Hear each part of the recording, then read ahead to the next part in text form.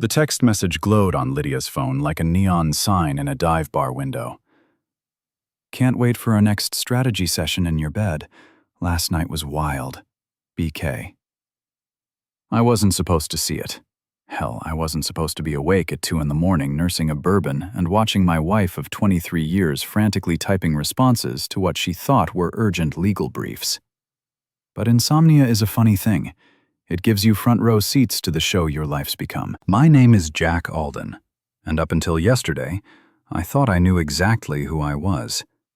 Yacht designer, decent husband, father to the smartest kid in Maine. I fix boats for rich and design dreams that float. Simple life, simple rules. But apparently, while I was busy being simple, my wife Lydia was busy being complicated with her law firm partner Brent Kessler. The graduation ceremony was supposed to be perfect. Emma, our daughter, was finally getting her degree from Bowdoin College, 22 years old, sharp as a tack, and the only thing in my life I'd never second-guess.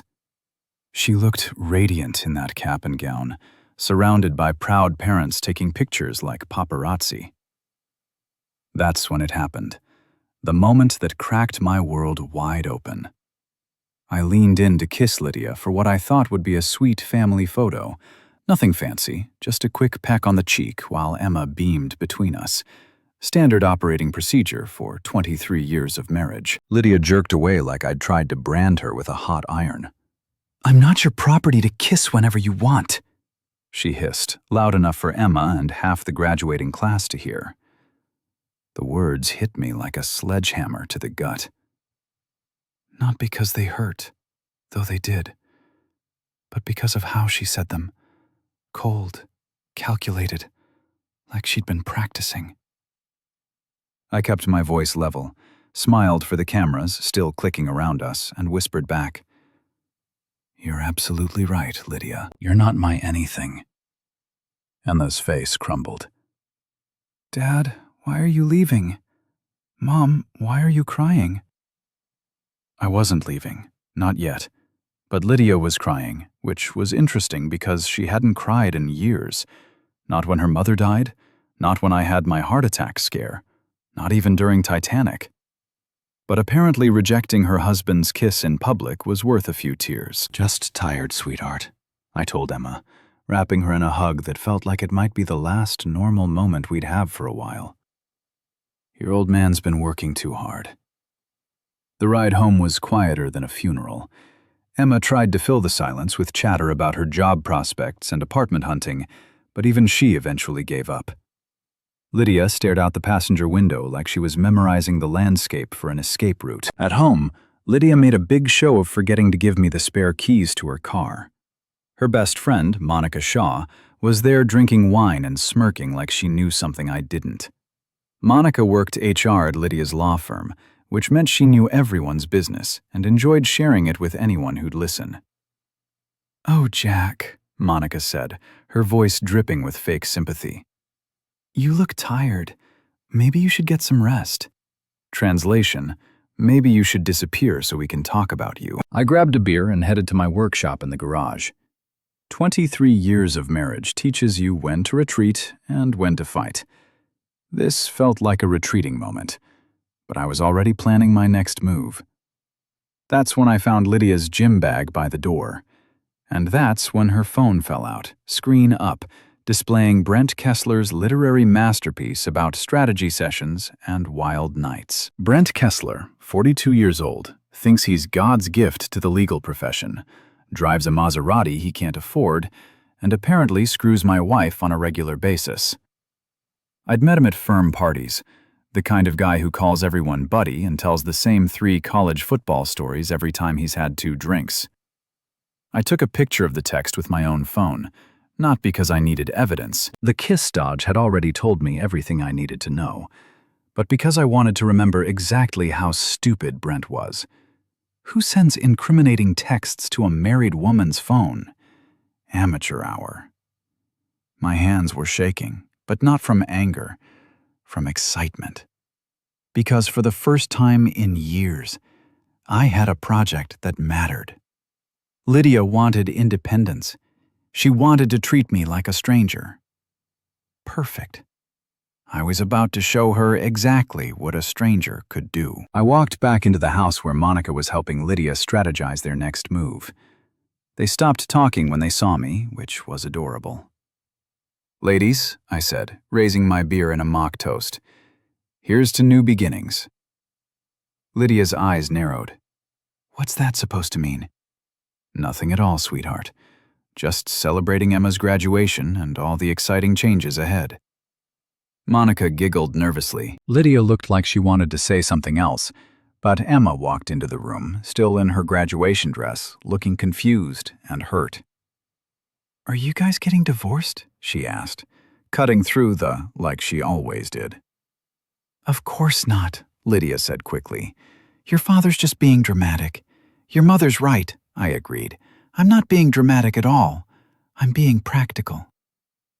That night, I lay in bed next to my wife of 23 years and listened to her pretend to sleep. Every few minutes, her phone would buzz with a text, and she'd shift slightly, fighting the urge to check it. Brent was probably wondering why she hadn't responded to his romantic literature. Around 3 a.m., she finally cracked and snuck out to the bathroom with her phone. I heard her typing frantically, probably explaining that her husband was getting suspicious, that they needed to be more careful, that she'd call him tomorrow. Too late for careful, sweetheart. I stared at the ceiling and started making lists.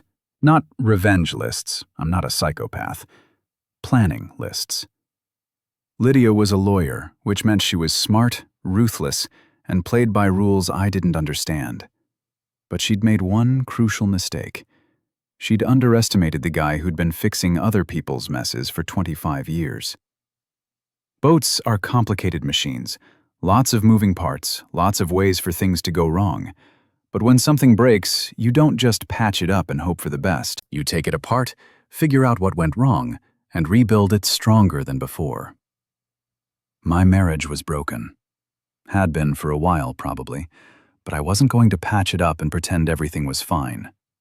I was going to take it apart, piece by piece, and build something new from the wreckage. Something that worked for me. The next morning, Lydia was gone before I woke up. Emergency at the firm, according to the note she left on the kitchen counter. Right next to the note was her gym bag, zipped up tight, phone safely inside.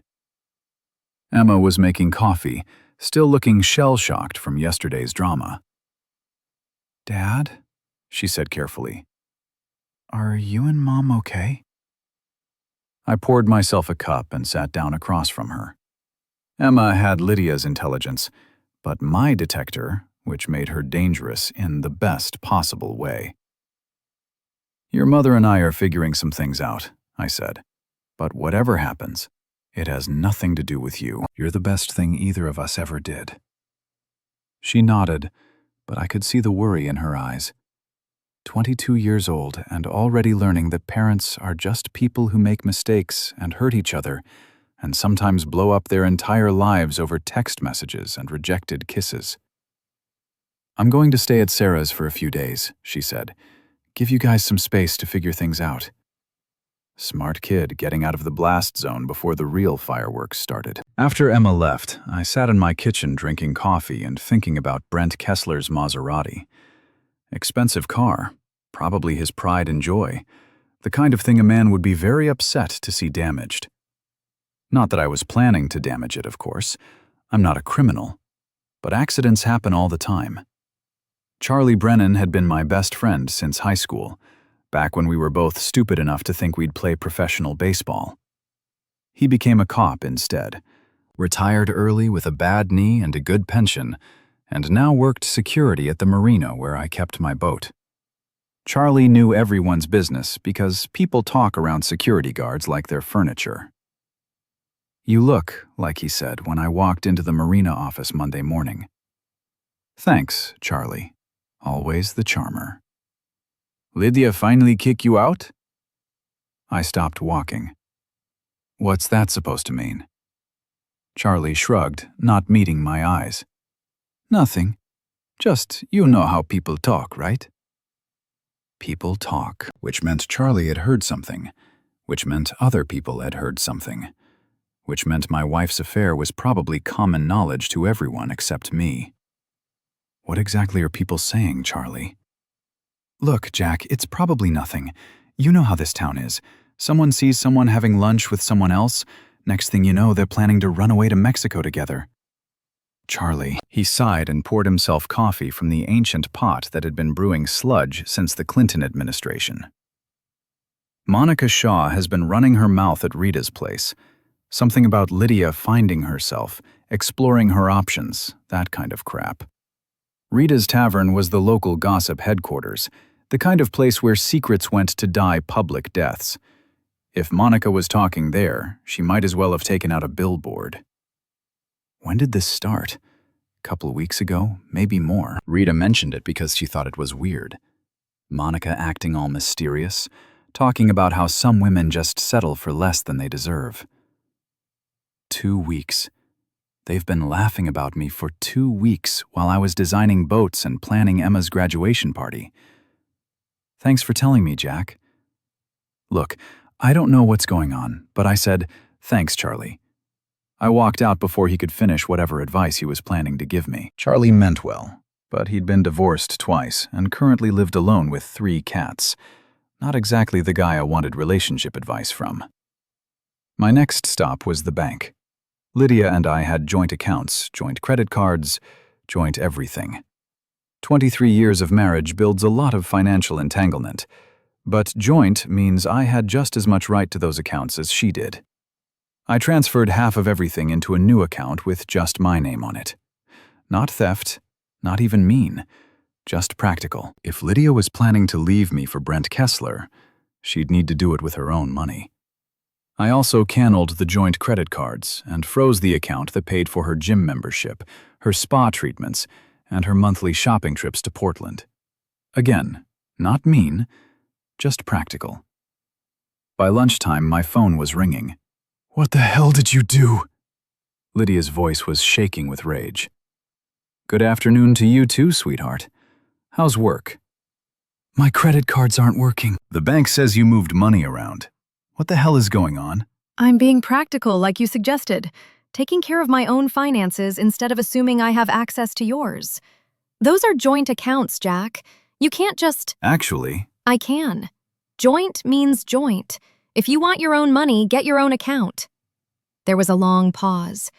When Lydia spoke again, her voice had gone cold and calculating. Her lawyer voice. We need to talk. I'm sure we do, but I'm busy today. Maybe tomorrow. I hung up and turned off my phone. Let her stew for a while. Let her explain to Brent why her husband was suddenly paying attention to their financial arrangements. That afternoon, I drove to Rita's Tavern. Rita Kowalski had been serving drinks and collecting secrets for 30 years. She looked like a truck driver and had the mouth to match, but she was sharper than most lawyers and more reliable than Swiss clockwork. Well, well, she said when I walked in. If it isn't Jack Alden. Heard you've been having some excitement at home. That's what I came to talk about. Rita poured me a beer without being asked. The place was mostly empty. Too early for the after-work crowd. Too late for the lunch drunks. Monica Shaw's been in here running her mouth, Rita said, talking about how your wife's finally waking up, realizing she deserves better. That kind of horseshit. What else did she say? Lot of nonsense about Lydia being too good for this town, too smart to waste her life on some boat builder. Monica gets a few drinks in her, starts talking like she's Oprah or something. I sipped my beer and waited. Rita had more to say. She always did. Of course, Monica's been divorced 3 times, so maybe she's not the best person to give marriage advice. But she seems real excited about whatever's going on with Lydia. Excited how? Like she's watching a movie she's already seen? Like she knows how it ends? That was interesting. Monica wasn't just gossiping about my marriage. She was invested in it, which meant she was probably helping Lydia plan whatever came next. Rita, hypothetically speaking, if someone wanted to make sure certain information got spread around town, how would they do it? Rita grinned. Hypothetically, They'd tell me information spreads faster than the flu once it hits this bar. Good to know.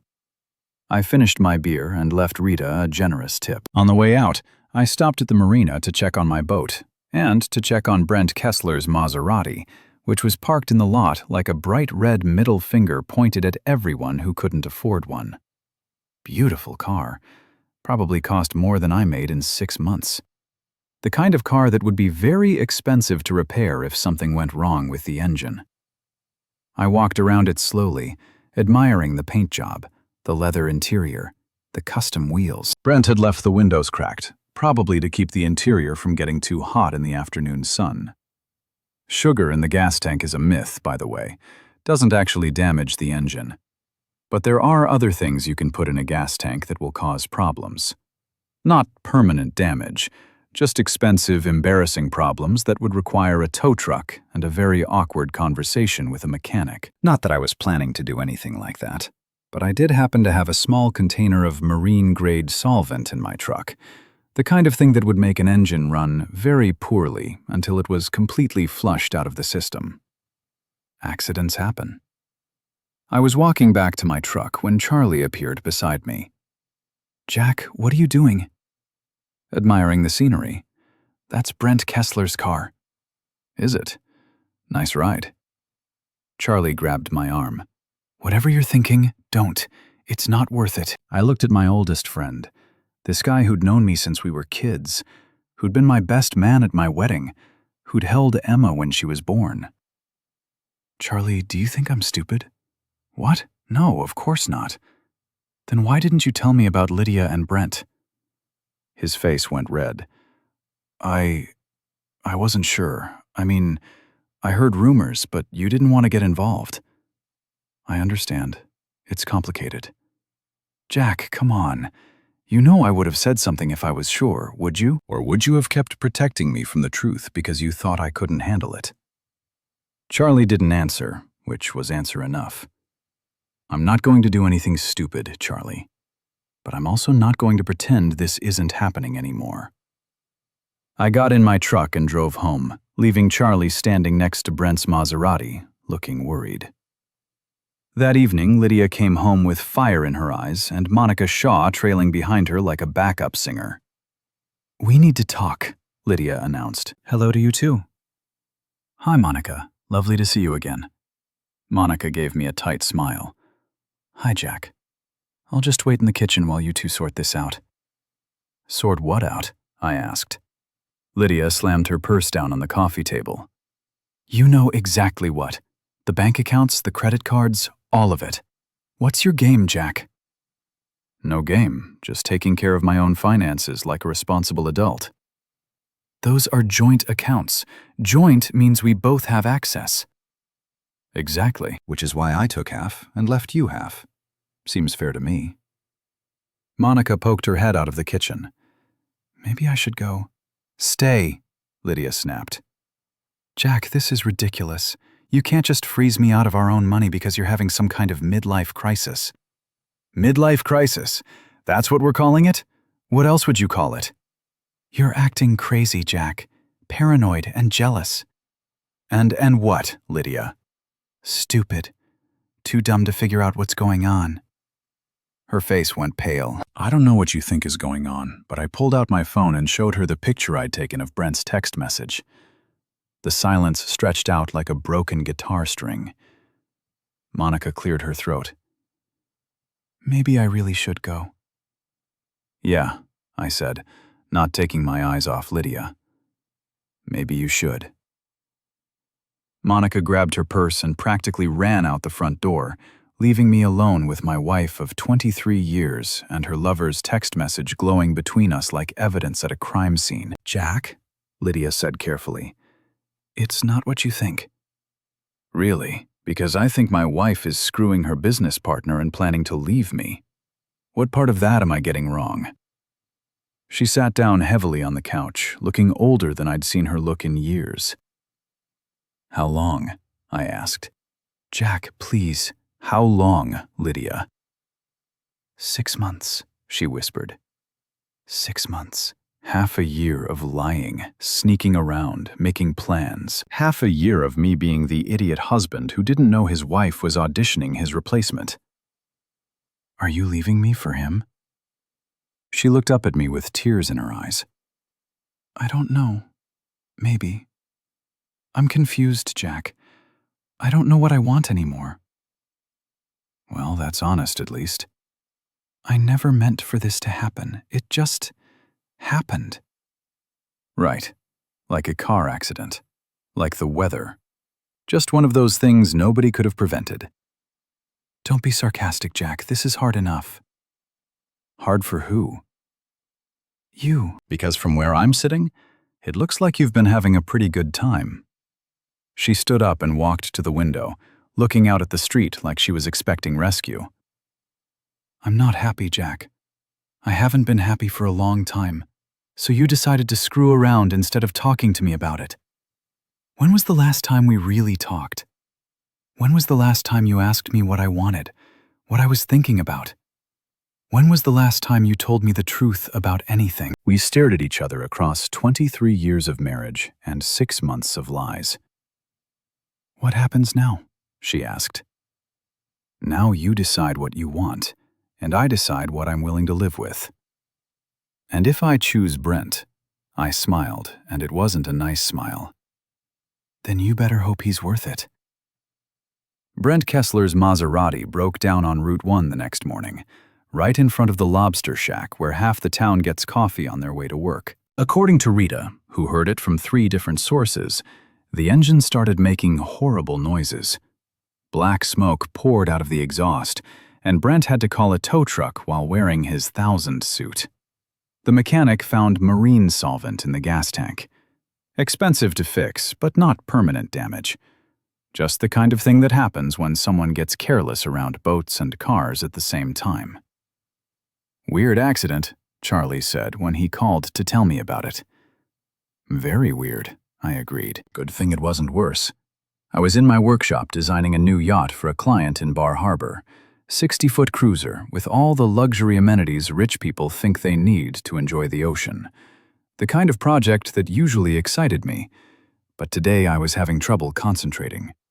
My phone had been buzzing all morning with calls from Lydia, but I wasn't ready to talk to her yet. Let her spend the day thinking about what she'd admitted last night. 6 months of lying deserved at least 1 day of consequences. Around noon, Emma showed up at my workshop looking worried.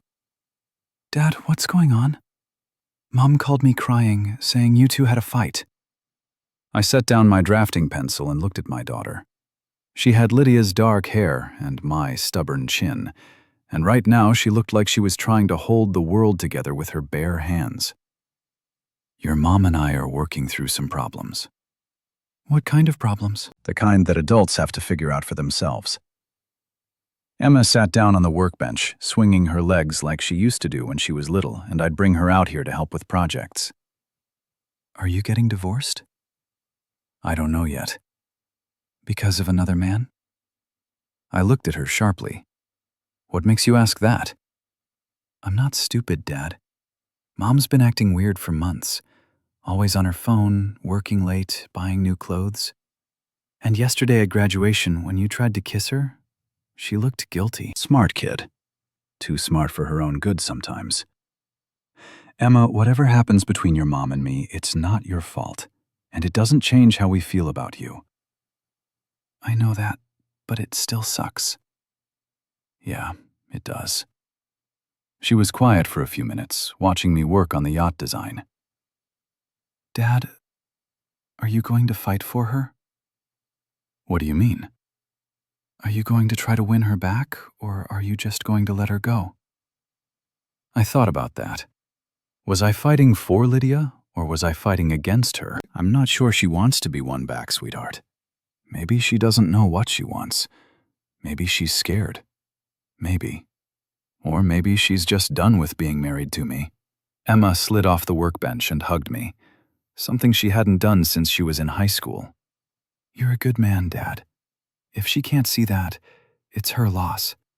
After Emma left, I sat in my workshop thinking about what she'd said. Was I a good man? I'd always thought so. I worked hard, paid my bills, loved my family, helped my neighbors when they needed it.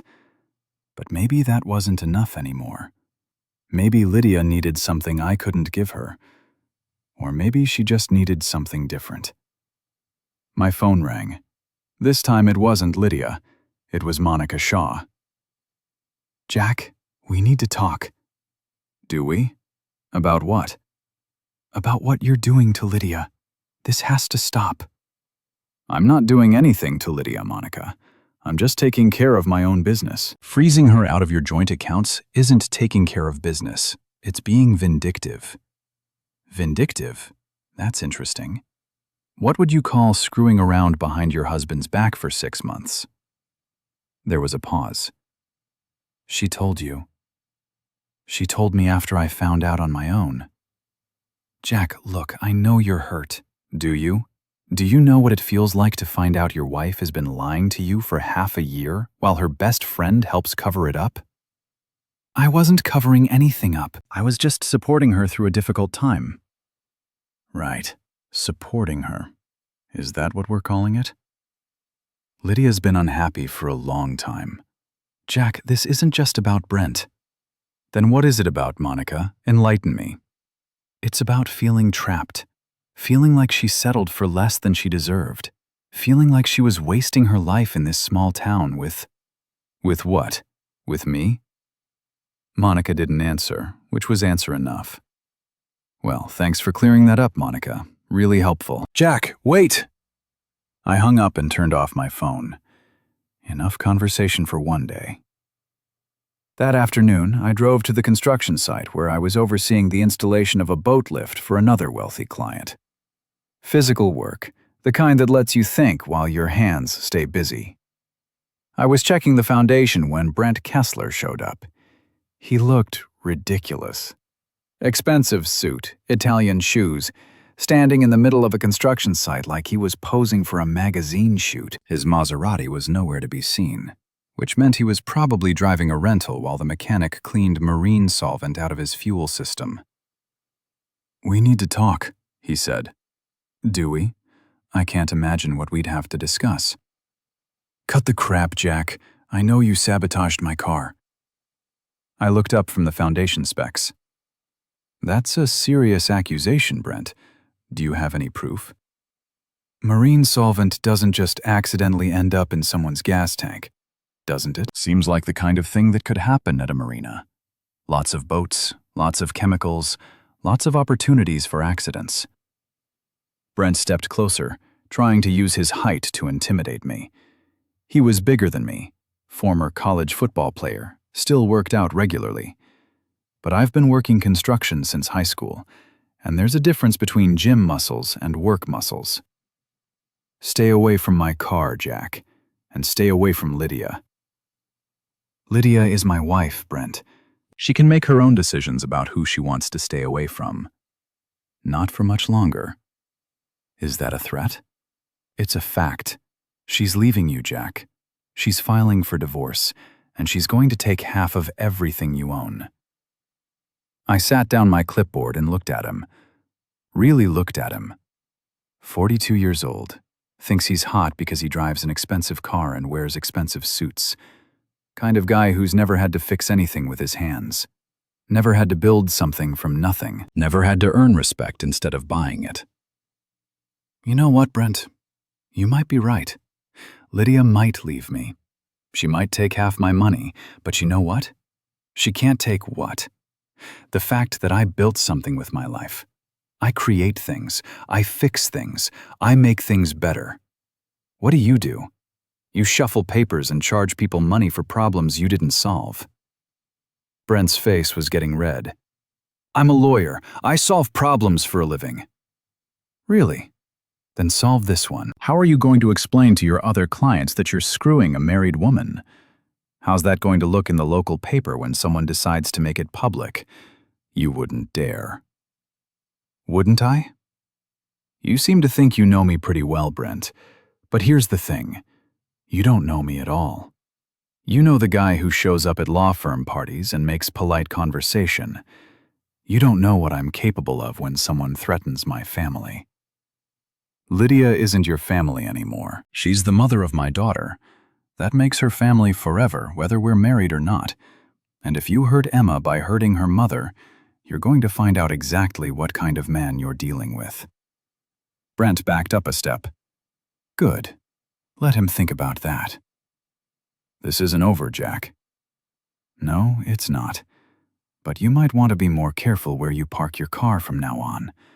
Lots of accidents happen around construction sites. He left without another word, probably to call Lydia and tell her about our conversation.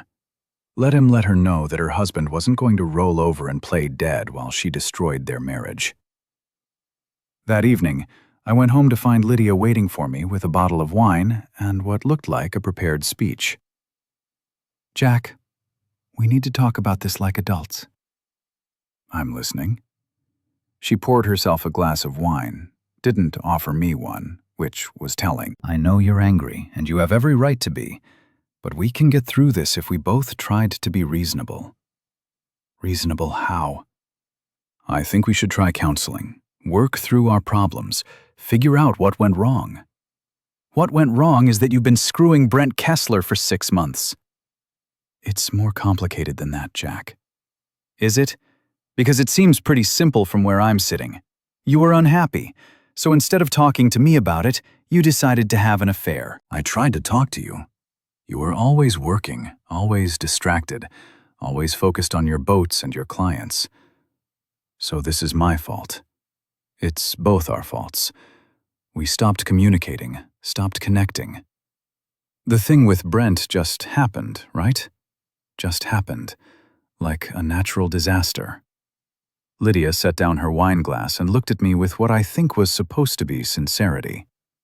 I want to save our marriage, Jack, but I need you to meet me halfway.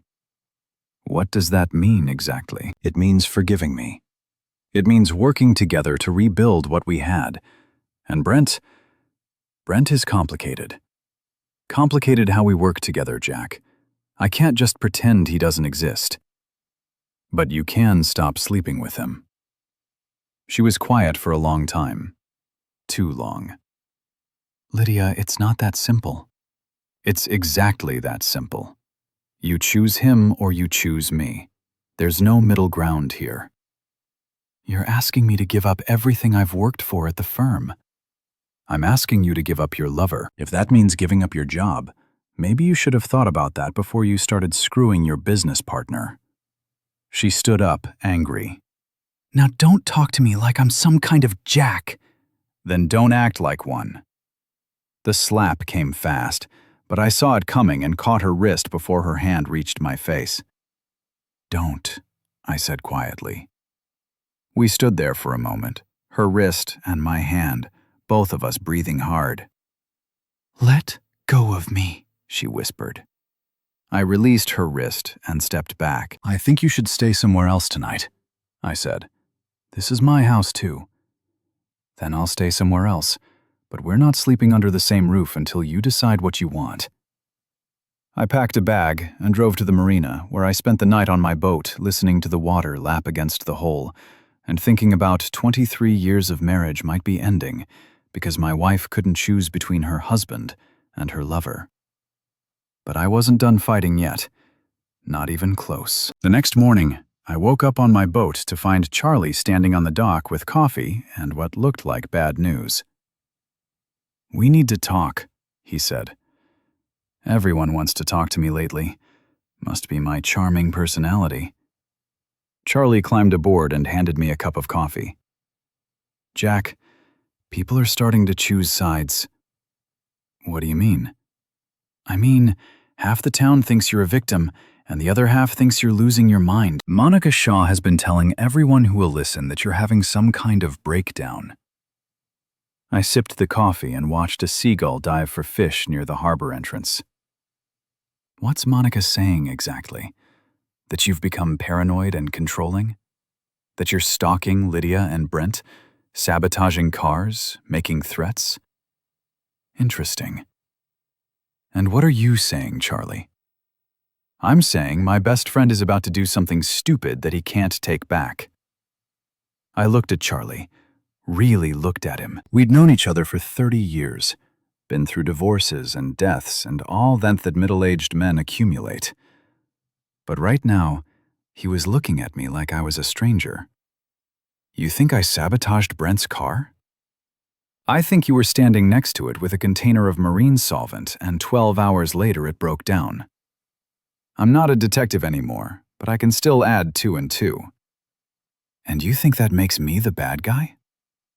I think it makes you someone who's about to cross a line he can't uncross. I finished my coffee and stood up. Charlie, let me ask you something. If someone was screwing your wife, what would you do?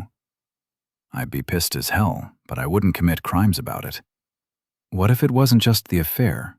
What if they were planning to destroy your reputation, take your money, turn your friends against you? Charlie frowned. What are you talking about? I pulled out my phone and showed him the text message from Brent. Then I showed him the follow-up messages I'd intercepted, the ones where Lydia and Brent discussed their exit strategy. Charlie read in silence, his face getting darker with each message. Jesus, Jack. They're planning to claim you're mentally unstable. Dangerous. They want to get a restraining order against you. And then what happens to my business, my reputation, my relationship with Emma? This is really up. Yeah, it is. So, when you ask me what I'm going to do about it, the answer is whatever it takes to protect myself. Charlie handed back my phone. But not crimes, right? You're not going to do anything that lands you in jail. I'm not going to jail, Charlie, but I'm also not going to lie down and let them destroy me. What's the plan? I smiled. You remember what you used to say when we were kids? The best defense is a good offense, Jack. Trust me, Charlie. I know what I'm doing. That afternoon, I paid a visit to Rita's tavern. The lunch crowd was in full swing. Construction workers, fishermen, retirees, and the usual collection of day drinkers who made Rita's their second home. Jack, Rita called out when she saw me. Heard you've been having some excitement. That's what I wanted to talk to you about, Rita. She poured me a beer and leaned across the bar. I'm all ears. I pulled out my phone and showed her the text messages between Lydia and Brent. Not the sexual ones. I wasn't that vindictive. The ones about their plan to paint me as unstable and dangerous. Rita read them twice, her expression getting angrier with each word. Those sons of... she said. They're trying to frame you. That's what it looks like to me. What are you going to do about it? Well, I was thinking that maybe people should know what's really going on before Lydia and Brent start spreading their version of events. Rita grinned. You want me to share some information? I want people to have all the facts before they make up their minds. Consider it done. By closing time, half the town knew about Lydia's affair and the plan to frame me as mentally unstable. Rita was better than social media when it came to spreading information. Faster, more reliable, and with editorial commentary that made everything more interesting. The next morning, my phone started ringing early. Clients, friends, neighbors, all calling to express support and outrage on my behalf. Apparently, the court of public opinion had reached a verdict, and it wasn't in Lydia's favor. Emma called around 10, crying. Dad, people are saying horrible things about Mom. Someone spray-painted cheater on her car last night. I hadn't wanted it to go that far. I'm sorry, sweetheart. I never wanted you to get caught in the middle of this. What did you do, Dad? I told people the truth about what your mother and Brent were planning. What were they planning? I explained about the text messages, the restraining order, the plan to destroy my reputation. Emma listened in silence, and when I finished, she was quiet for a long time. Emma, you still there?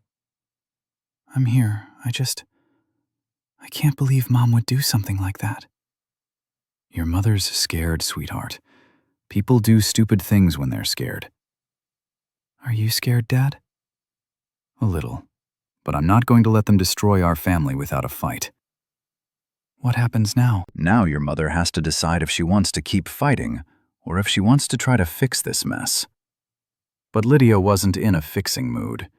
She was in a fighting mood. That afternoon, she showed up at my workshop with a lawyer I didn't recognize. Not Brent, but someone from a firm in Portland. Expensive suit, briefcase, the whole intimidation package. "Mr. Alden," the lawyer said, "my name is David Morrison. I represent your wife in this matter." "What matter would that be, David?" "The matter of your harassment and stalking of my client and her business associate?" I set down my tools and looked at Lydia. She wouldn't meet my eyes. Harassment? How? Morrison opened his briefcase and pulled out a folder.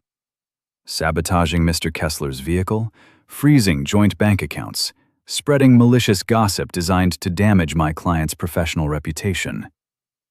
Interesting theory. Do you have any proof of sabotage? We have circumstantial evidence. Circumstantial evidence isn't proof, David. It's speculation. The bank accounts are joint accounts. I have every legal right to manage my own money. And the gossip campaign. I smiled. I shared some text messages with a friend. Text messages that were sent to my wife's phone, which she left in my house. Is sharing the truth considered malicious now? Morrison looked at Lydia, who was still avoiding eye contact with everyone in the room. "Mr. Alden, my client is prepared to be reasonable. She's willing to work out an amicable separation that protects everyone's interests." "What kind of separation?" "Divorce. 50-50 split of assets. Joint custody of your daughter, though she's an adult, so that's largely symbolic. Clean break, no drama. Everyone moves on with their lives. And in exchange, you stop the harassment. You stop spreading gossip. You leave Mr. Kessler alone." I looked at Lydia. "Is this what you want?" She finally met my eyes. "I think it's best for everyone." "Best for everyone, or best for you and Brent?" "Jack, please, let's just end this before it gets worse." "Worse how? Worse than 6 months of lies? Worse than planning to frame me as mentally unstable? How exactly does it get worse than that?" Morrison cleared his throat. "Mr. Alden, my client is trying to be reasonable. Your client is trying to avoid the consequences of her actions. There's a difference."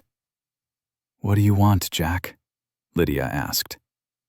"I want you to choose him or me. No lawyers, no games, no exit strategies. Just a choice." It's not that simple. It's exactly that simple. You're either married to me or you're not. You're either committed to fixing this or you're not. Choose. Lydia looked at Morrison, who nodded slightly. "I choose Brent," she said quietly. The words hit me like a physical blow, even though I'd been expecting them. "Okay then," I said. "But you don't get to choose the terms of the divorce. You don't get to control how this ends." "What does that mean?" Morrison asked. "It means your client made her choice, and now she gets to live with the consequences. All of them." Morrison and Lydia exchanged glances. "Mr. Alden, I strongly advise you to consider my client's offer. Divorce proceedings can be unpleasant for everyone involved." "Is that a threat, David?" "It's a reality. Contested divorces get messy. Private information becomes public. Reputations get damaged." "Whose reputation are you worried about? Mine or hers?" "Everyone's." I walked over to my workbench and picked up a hammer. Not threateningly, just something to do with my hands. "Here's my counteroffer. David, Lydia can have her divorce, but she doesn't get to rewrite history. She doesn't get to play the victim, and she doesn't get to destroy my reputation to make herself feel better about screwing around." "What are your terms?" Morrison asked. "No terms. She wants out, she can get out, but she does it honestly, without lawyers, without games, without trying to paint me as the bad guy. That's not how divorce works, Mr. Alden. It's how this divorce works. Unless she wants me to get my own lawyer and start digging into her relationship with Brent, start asking questions about whether they used firm resources for their personal relationship, start wondering whether her other clients know about her judgment issues." Morrison's face went pale. Apparently, there were some professional ethics concerns I hadn't even thought of. "We'll be in touch," he said, closing his briefcase. After they left, I sat in my workshop thinking about the choice Lydia had made. 23 years of marriage, and it came down to a simple question: him or me? She'd chosen him. Now I had to choose what to do about it. 3 days later, Brent Kessler made the mistake of trying to steal my boat. I was working late at the marina, installing new electronics on a client's yacht, when Charlie came running over from the security office. "Jack, you need to see this." He led me to the monitor room where security cameras showed Brent and Lydia boarding my boat, a 38-foot cruiser I'd restored myself over 5 years. "They've been out there for 20 minutes, Charlie said. "Brent's trying to start the engine." "Did they ask permission to board?" "Hell no. I was doing rounds when I saw them." "By the time I got back to call you, they were already untying the lines."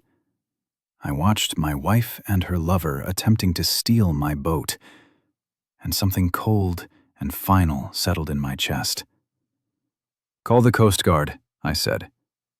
"Jack, wait. Maybe we should call them, Charlie. Report a boat theft in progress." Charlie made the call while I grabbed my keys and headed for the dock. But I didn't go to my boat. I went to the harbor patrol vessel I kept fueled and ready for emergencies. By the time Brent got my boat started, I was already in pursuit. The chase lasted 20 minutes and covered 5 miles of coastline. Brent was a decent lawyer, but a terrible boat operator. He kept the throttles wide open, bouncing over waves, probably damaging the hull with every impact. My boat could outrun the harbor patrol vessel in calm water, but Brent didn't know how to handle her in rough seas. I stayed behind him, matching his speed, letting him exhaust the fuel tanks while the Coast Guard moved into position. When Brent finally realized he was surrounded, he cut the engines and let my boat drift while 3 Coast Guard vessels converged on his position. I pulled alongside as the Coast Guard officers boarded my boat. "Jack!" Lydia shouted across the water. "This is insane! It's community property!" "Actually," I shouted back, "it's not. I bought this boat before we were married. It's mine." The Coast Guard officer in charge looked confused. "Sir, is this a domestic dispute?" "It's a theft," I said. "They took my boat without permission and refused to return it when asked." "We're married!" Lydia screamed. "He can't have me arrested for using our boat." The Coast Guard officer looked at me. "Is that your wife, sir?" "For now, but the boat belongs to me." "I have the title and registration to prove it." It took 2 hours to sort out the paperwork, but in the end, the Coast Guard agreed that taking someone's boat without permission, even your spouse's boat, constituted theft. They didn't arrest Lydia and Brent, but they did write them citations and make them ride back to shore in the Coast Guard cutter, while I brought my boat home. The story was all over town by morning. Rita's Tavern was packed with people wanting to hear the details, and Charlie had to replay the security footage a dozen times for anyone who asked. "Your wife tried to steal your boat?" Rita asked, pouring me coffee. "Apparently. What the hell was she thinking?" "I think she was thinking that everything I own belongs to her, including my boat, and Brent went along with it. Brent's not as smart as he thinks he is." Rita laughed. "No kidding. Who tries to steal a boat in broad daylight with security cameras watching? Someone who's never had to face real consequences for their actions." That afternoon, Emma showed up at my workshop looking embarrassed and angry. "Dad, what the hell happened last night?"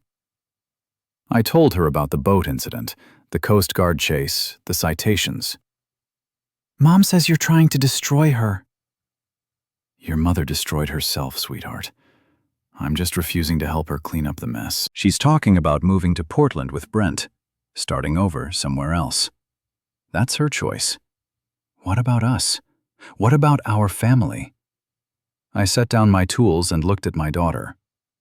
"Emma, your mother and I are getting divorced. That's not your fault, and it doesn't change how either of us feels about you. But the family you grew up in doesn't exist anymore because of Brent. Because your mother chose Brent over everything else. Over me? Over our marriage? over the life we built together. Emma was crying now. I hate this. I hate all of it. I know, sweetheart. I hate it too. What happens now? Now your mother and I figure out how to end our marriage without destroying each other. Or at least without destroying each other any more than we already have. But Lydia wasn't interested in ending things quietly. She was interested in winning. The next morning, I woke up to find 2 police cars in my driveway, and Officer Mike Sullivan, someone I'd known since high school, standing on my front porch with a warrant. Jack, I'm sorry about this, but I have to search your workshop. Search for what? Evidence of vandalism and harassment. I let Mike and his partner search my workshop while I called Charlie to find out what the hell was going on. Brent filed a complaint, Charlie said. Claims you've been stalking him, vandalizing his property, making threats. What property? His car, for starters, but also his office. Someone broke in last night and trashed the place. And he thinks I did it. He says, "You're the only one with motive. I watched the police officers go through my tools, my supplies, my personal belongings, looking for evidence of crimes I didn't commit. Charlie, I was on my boat all night. You can check the marina logs." I already did. You're covered. But Jack, this is escalating fast. Someone's playing games, and it's not going to end well. The police didn't find anything because there was nothing to find, but the search made the local news, and suddenly I was the crazy ex-husband who couldn't let go of his cheating wife. That evening, I got a call from David Morrison, Lydia's lawyer. "Mr. Alden, my client is prepared to seek a restraining order against you." "On what grounds? Harassment, stalking, vandalism, theft of services?" "Theft of services? The boat incident?" "My client claims you stranded her and Mr. Kessler at sea, endangering their lives." I laughed. "David, your client tried to steal my boat. The Coast Guard has it on record. My client was attempting to retrieve community property during a domestic dispute. My client can go to hell. And so can you." I hung up and called my own lawyer, Tom Bradley, someone I'd known for years who specialized in maritime law and divorce cases. "Tom, I need help." "I heard. Sounds like you've been having some excitement." I explained the situation, the affair, the boat theft, the vandalism accusations, the threat of a restraining order. "Jack, you need to be very careful here. Lydia is playing hardball, and she's got professional help." "What do you recommend?" "Stop engaging with them. No more confrontations, no more games, no more public drama. Let me handle the legal stuff while you focus on protecting your reputation and your business." "What about the restraining order?" "We'll fight it, but you need to give me something to work with, evidence that they're the ones playing games, not you." "What kind of evidence?" "Phone records, emails, witness statements, anything that shows they're trying to frame you or manipulate the situation." I thought about that. Evidence, documentation, the kind of thing lawyers understand. "Tom, what if I could prove they were planning to frame me from the beginning?" "How?" "Text messages, recorded conversations, evidence that this whole thing is a setup designed to make me look crazy while they steal everything I've worked for." That would be very helpful. But Jack, you need to be careful how you obtain that evidence. If you break any laws getting it, it won't be admissible in court. What if the evidence came to me legally? What if someone gave it to me voluntarily? That would be different. But who would do that? I smiled. Someone who's tired of being used. The next day, I paid a visit to Monica Shaw. Monica lived in a condo complex near the mall, the kind of place that looked expensive but was really just overpriced. She answered the door in a bathrobe, looking like she'd been drinking. "Jack, what do you want to talk about?" "Lydia, about Brent, about the mess you helped create." "I didn't create anything. I just supported my friend through a difficult time." "Is that what you call it? Because from where I'm sitting, it looks like you helped plan the destruction of my marriage." Monica stepped aside and let me into her condo. The place was a mess.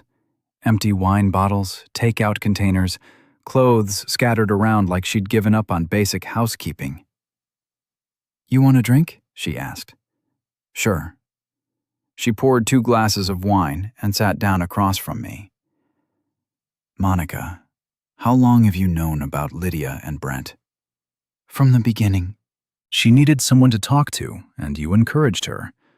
I encouraged her to be happy, to stop settling for less than she deserved. And what did she deserve that I wasn't giving her?" Monica took a long drink of wine, excitement, passion, someone who saw her as more than just a wife and mother.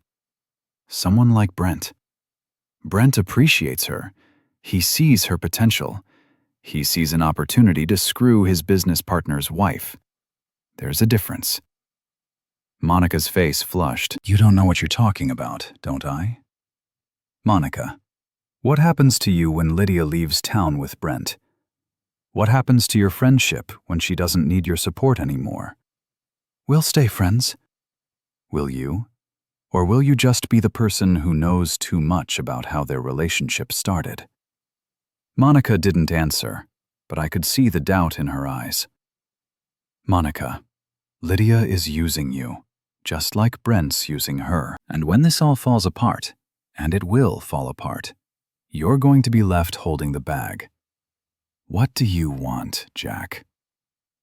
"I want the truth. I want evidence that this whole thing was planned from the beginning, and I think you have that evidence." "I don't know what you mean." "Text messages, emails, recorded conversations, all the planning sessions where you and Lydia figured out how to destroy my reputation while she ran off with her lover." Monica finished her wine and poured another glass. "Even if I had something like that, why would I give it to you?" "Because Lydia is about to throw you under the bus. Because Brent's already planning to get rid of you. Because you're tired of being used by people who don't give a f about you." Monica stared into her wine glass for a long time. "They're planning to blame everything on me," she said quietly. "What do you mean?" "The harassment campaign against you. The vandalism at Brent's office. They're going to say I did it all because I was jealous of Lydia's relationship." "Were you jealous?" "Maybe a little. Lydia got everything. The successful marriage, the beautiful daughter, the career, and then she got Brent too. What did I get? Nothing. Just the privilege of helping her destroy her life." "Monica, if you have evidence that they planned to frame me, I need to see it." She got up and walked to her bedroom, returning with her laptop. "I recorded some of our conversations, not on purpose. I was using a recording app to take notes, and I forgot to turn it off." She played me 3 hours of conversations between her and Lydia, planning every detail of the campaign to destroy my reputation. The restraining order, the harassment claims, the plan to make me look mentally unstable.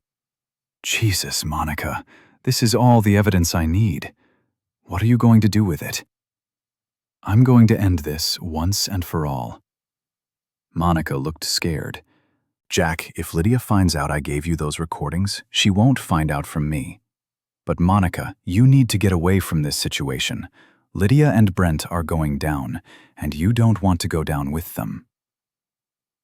The next morning, I called Tom Bradley and arranged to meet him at his office. Then I called the local newspaper and arranged to meet with their reporter.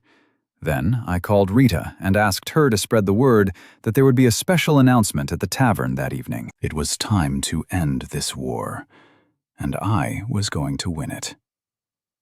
The Ocean View Inn's annual charity gala was the social event of the season, the kind of gathering where everyone who mattered in our small coastal town came to see and be seen. Lydia's law firm was one of the major sponsors, which meant she and Brent would be there, playing the happy couple for all their professional contacts.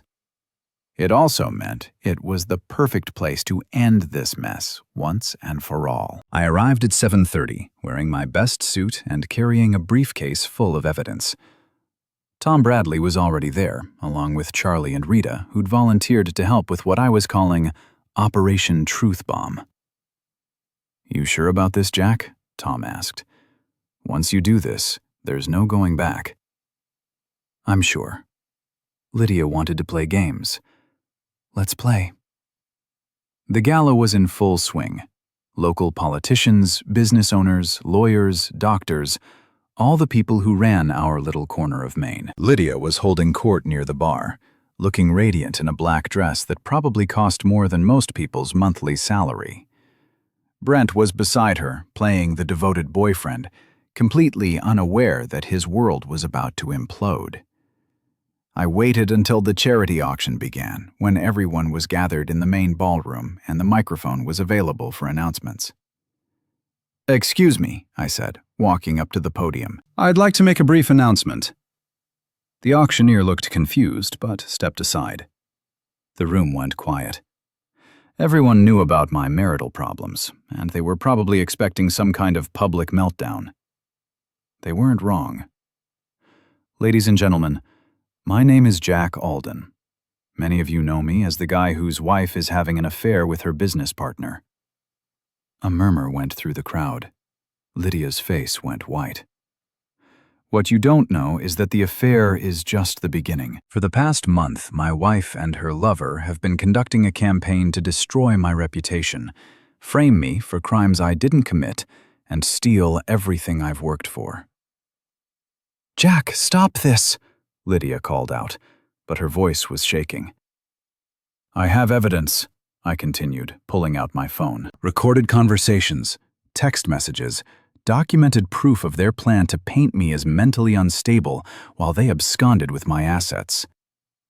I played 30 seconds of Monica's recording, just enough to let everyone hear Lydia's voice discussing how to, quote, neutralize Jack's credibility and make him look, quote, dangerous and unstable. The room erupted in shocked whispers. "Furthermore," I said, "I have evidence that Mr. Kessler has been using firm resources for personal matters, violating client confidentiality agreements, and engaging in conduct that violates the state bar's ethical guidelines." Brent tried to push through the crowd toward the podium, but Charlie stepped in front of him. "You son of a..." Brent shouted. "You can't prove any of that!" "Actually, I can." I pulled out a folder and held it up. Bank records, phone logs, witness statements. Everything's documented. Everything's legal.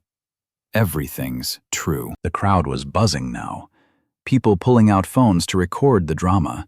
Others heading for the exits to avoid being associated with the scandal.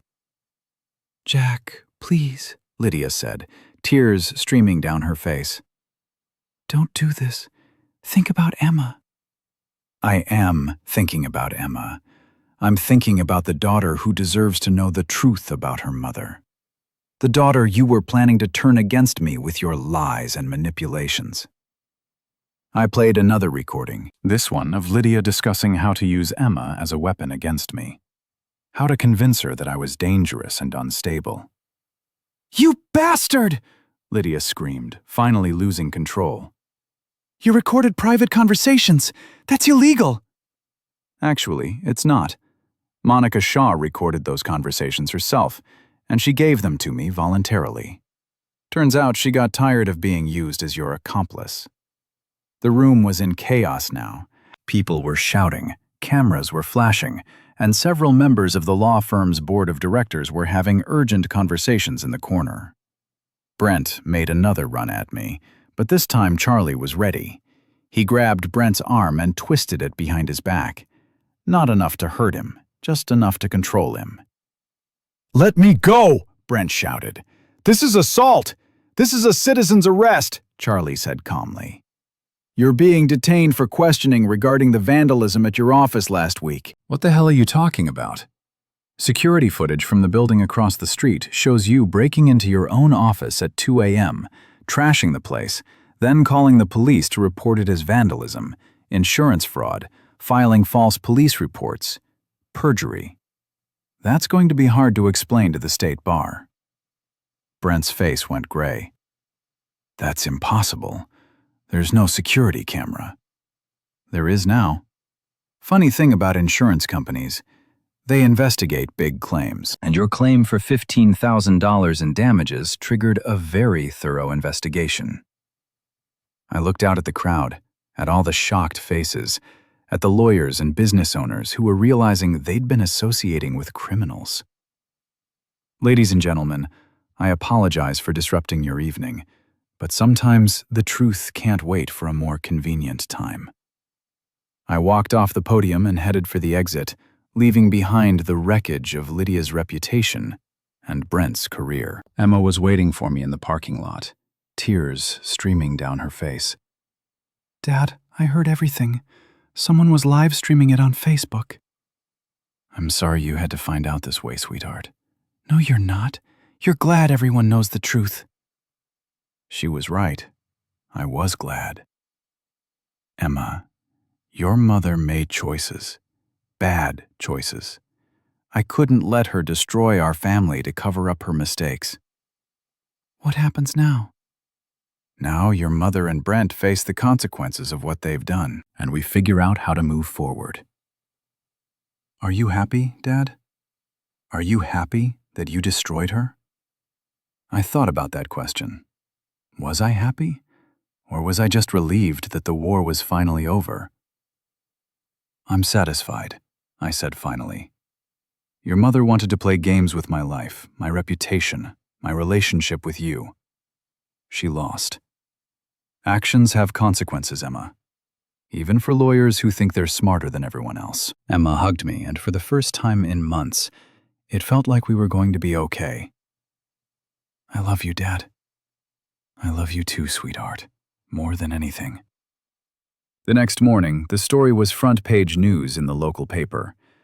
By afternoon, it had been picked up by the Portland Press-Herald and the Bangor Daily News. By evening, it was trending on social media. Lydia's law firm suspended her pending a full investigation.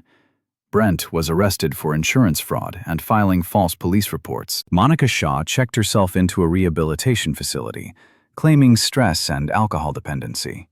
The divorce was finalized 6 weeks later.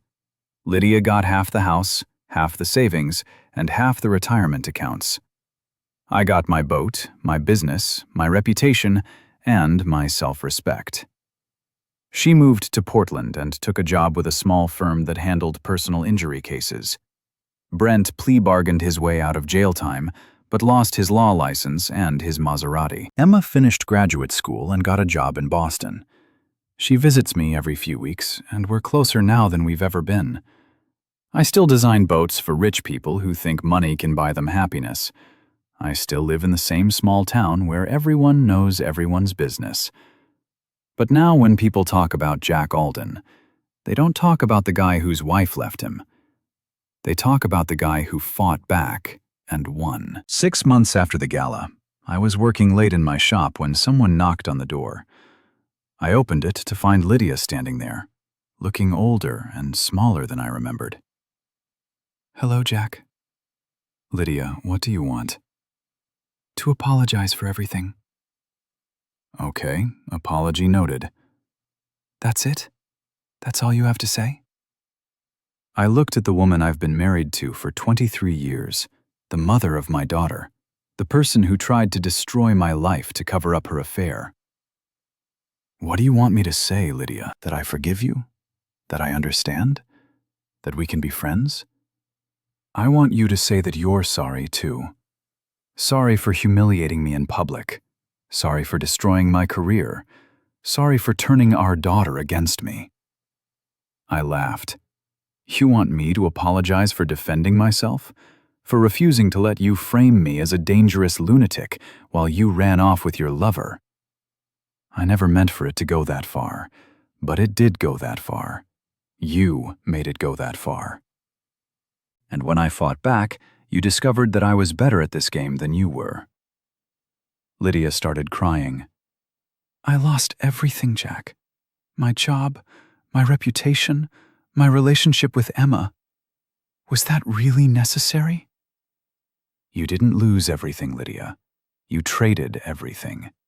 You traded our marriage for 6 months with Brent Kessler.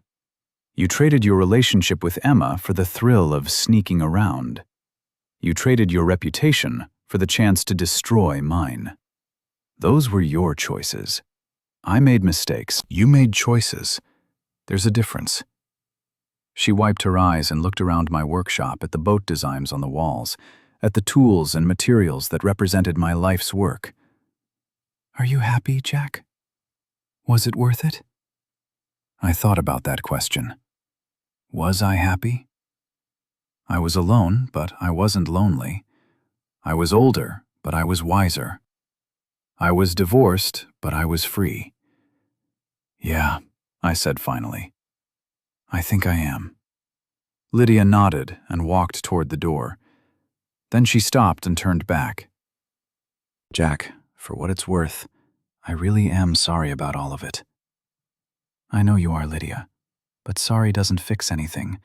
Sorry doesn't give me back 23 years of marriage, or the trust I had in you, or the family we built together.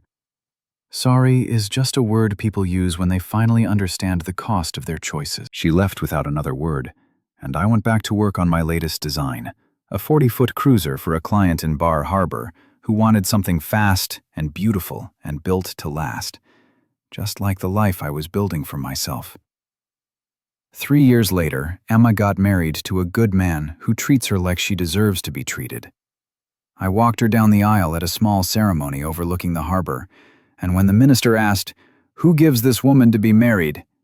I said, "Her mother and I do." Lydia was there, sitting in the back row, looking proud and sad and older than her years. We didn't speak, but we nodded to each other, a small acknowledgement of the daughter we'd raised together, despite everything else we'd destroyed.